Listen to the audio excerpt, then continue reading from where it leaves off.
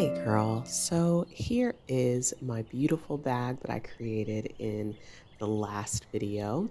If you haven't seen that, please do. Cute checkerboard knit granny square. And now I just want to add some things to it today, mainly a handle. This bag is in real need of a handle. And I know how to do an icord, which I will teach y'all today. You're welcome, girl. But I have this inspiration of these beautiful braided goddesses that you see here. So with a simple I-cord that I will teach you, I also want to incorporate beautiful braided texture to add some aesthetic to your bag.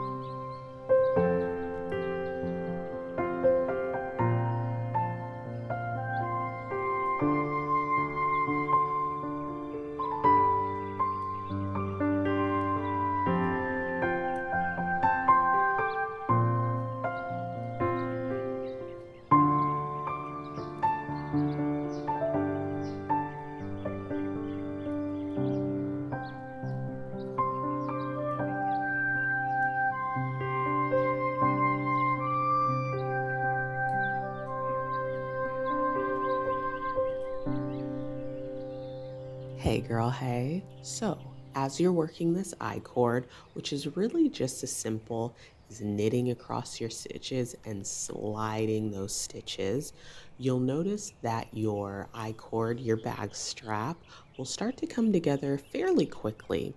As you see, I'm using bigger needles. So when you look at my strap here, kind of all stretched out together, the stitches are a lot looser, but if you pull on them, they actually are pretty tight, and that would be great for the bag strap. And I want to make sure that the measurement is similar, is the same for all the bag straps. You'll see later on, I did one strap that was way too long, but overall, you want them to match up nicely in size. And you'll do three different straps here, cast off just like normal, leave a lot of room, and then cut. Then we go to our braiding, which we'll do here in a moment to make this a little bit more interesting than just normal eye strap bag straps.